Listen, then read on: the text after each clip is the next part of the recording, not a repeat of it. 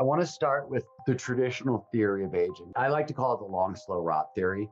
And it's the idea that dominated, right, the 20th century and still dominates today, that all of our physical skills, all of our mental skills decline over time, and there is nothing we can do to stop this slide. And it turns out that's not true at all. The vast majority, not all yet, but the vast majority of the skills that we used to think declined over time, there's nothing we can do to stop the slide. They certainly do decline over time, but it turns out they're all use it or lose it skills.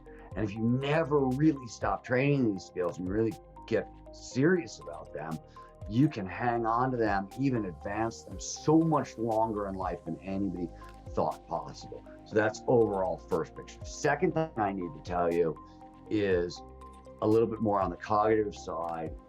Turns out that rather than like all of our mental skills falling off a cliff, as we enter our 50s, because certain genes only get activated with experience and a bunch of other neurobiological reasons, you gain access to a legitimate suite of cognitive superpowers in our 50s.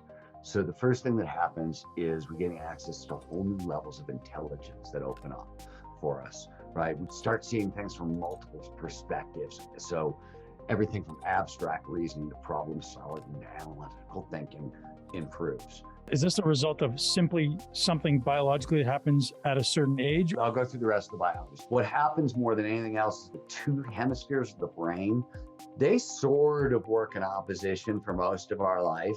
They start to work together like never before in our 50s. The other thing that happens is the brain starts to utilize underutilized regions.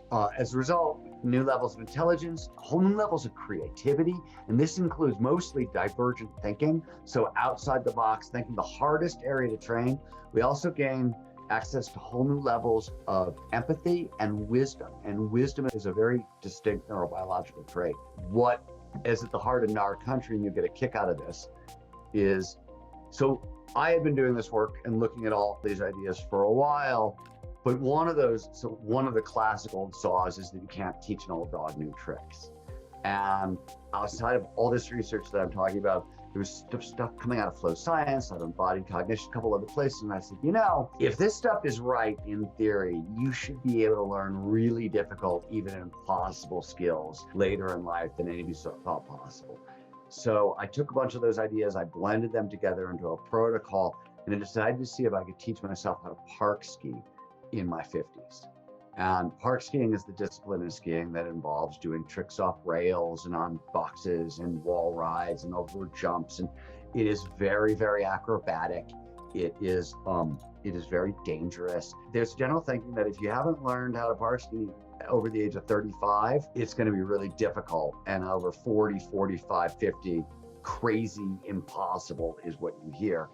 And I said, no, I don't think that's going to be the case. We found a bunch of different ways to measure it. I basically made a trick list, 20 tricks that was essentially zero. I had zero skills when I went in. These 20 tricks would have got me from zero to intermediate. And I thought, if it takes 5 years, cool, whatever. It took under a season for me to, and my ski partner, who's younger than me, and a former sponsored athlete, but had walked away from the sport because he got injured, had family, job, whatever. He was using the same protocol, and he went ridiculously far, ridiculously fast. And we thought, okay, this is cool. This is the world's smallest pilot study, but it's intriguing.